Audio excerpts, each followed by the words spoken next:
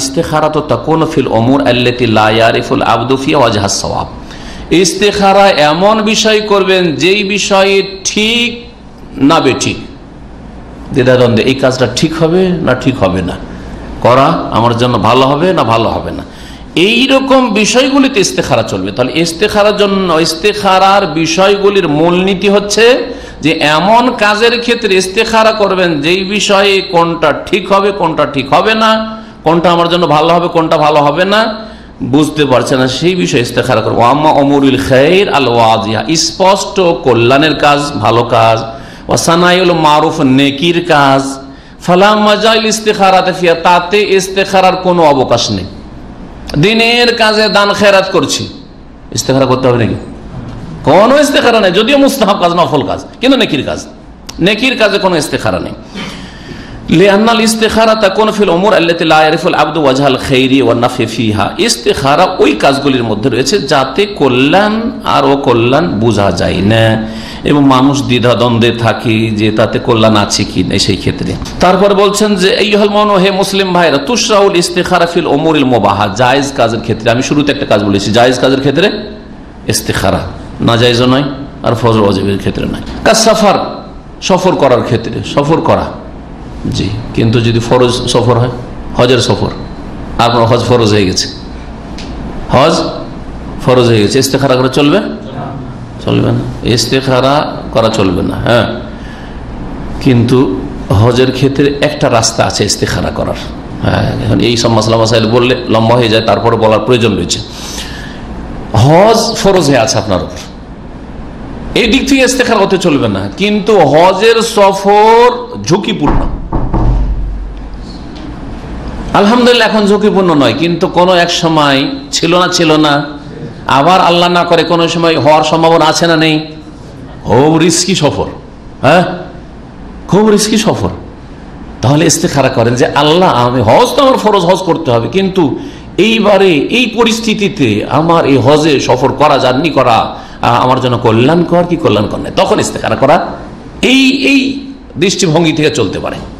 বলছেন সফর, ওয়াজওয়াজ, বিবাহ শাদী, তিজারা, ব্যবসা বাণিজ্য, আম্মাল ওয়াজিবাত ওয়াল মানদুবাত, ওয়াজিব এবং মুস্তাহাব সুন্নত কাজের ক্ষেত্রে ফালা ইস্তাখিরু লাহা, ওর জন্য কোনো ইস্তেখারা করবে না, বাল ইয়াফআলুহা ফওরান, ফরজ ওয়াজিব সুন্নত কাজ দ্রুত করবে। ফালা ইস্তাখির হাল ইউসাল্লি ওয়া লা ইউসাল্লি, নামাজ পড়বে করবেন ইস্তেখারা না।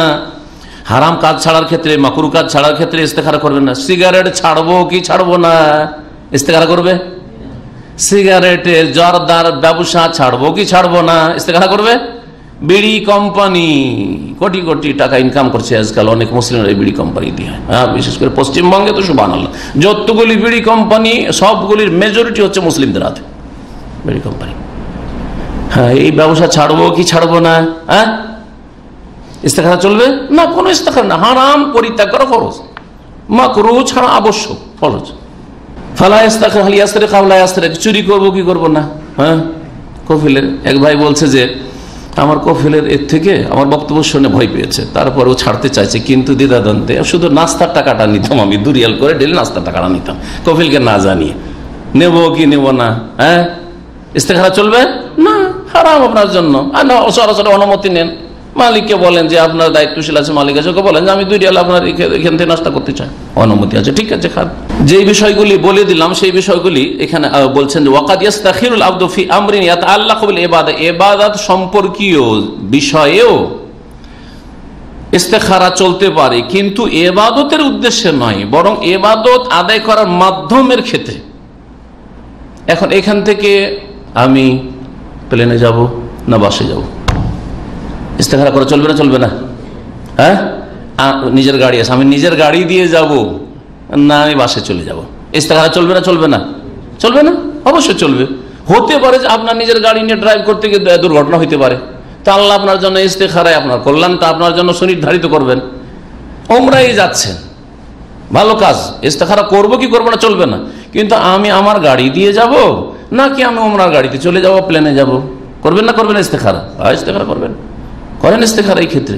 তাই বলছেন ওয়াইন্নামা লিওয়াসিলাতিহা, ইবাদত আদায় করার মাধ্যমের ক্ষেত্রে অথবা তার পারিপার্শ্বিক অবস্থার ক্ষেত্রে, যেমন সফরুল হজ, হজের সফর কিন্তু ইহতিমাল আদু, শত্রুর সম্ভাবনা আছে, হ্যাঁ, ফিতনার আশঙ্কা আছে, অথবা কষ্ট হওয়ার খুব সম্ভাবনা রয়েছে, অথবা অসুস্থ অবস্থায় হজের নিয়ত করে রেখেছি আর অসুস্থ হয়ে পড়েছি, এই অবস্থায় অসুস্থ অবস্থায় যাবো কি যাব না, এই বিষয়গুলি। বার্ধক্য, বৃদ্ধ মানুষ যেতে চাইছে হজে, যাবো কি যাব না, হ্যাঁ ঠিক, না হলে বদল করেই দিবে। জি, এই সব ক্ষেত্রে করা যেতে পারে। আল্লাহু আলাম। জাইনাব রাদিয়াল্লাহু তাআলা আনহা ইস্তেখারা করেছে। আর একটি হাদিস ইস্তেখারা সম্পর্কে সহিহ বুখারীতে আছে। জাইনাব রাদিয়াল্লাহু তাআলা আনহাকে নবী সাল্লাল্লাহু আলাইহি ওয়াসাল্লাম যখন তার বিধবা হওয়ার পরে পেগাম পাঠালেন, তখন তিনি সাথে সাথে বললেন যে আমি জবাব দেব না অতক্ষণ পর্যন্ত, হাত্তা ওয়া মেরা রব্বি, যতক্ষণ পর্যন্ত আমার রবের কাছে আমি পরামর্শ না নিয়ে নেব। সুবহানাল্লাহ। অথচ বিবাহ কার সাথে ছিল? রাসূলুল্লাহ সাল্লাল্লাহু আলাইহি ওয়াসাল্লামের সাথে। এই বিবাহতেও আবার অকল্যাণের সামান্য কোনো দিক ছিল নাকি? হ্যাঁ, তো কেন ইস্তেখারা করলেন? হ্যাঁ, জটিল বিষয়। হ্যাঁ, কারো ব্রেনে ধরছে? নবী সাল্লাল্লাহু আলাইহি ওয়াসাল্লাম ছাড়া যে কোনো মানুষের সাথে বিবাহের ক্ষেত্রে, হ্যাঁ, যতই নেক হোক না কেন, যতই বড় আলেমে দ্বীন হোক না কেন, বিবাহের ক্ষেত্রে কল্যাণের দিক থাকতে পারে, আবার যদিও কল্যাণের ভাগ বেশি সম্ভাবনা, কিন্তু অকল্যাণের দিক থাকার সম্ভাবনা আছে। কিন্তু রাসূলুল্লাহ সাল্লাল্লাহু আলাইহি ওয়াসাল্লামের ক্ষেত্রে ছিল কি?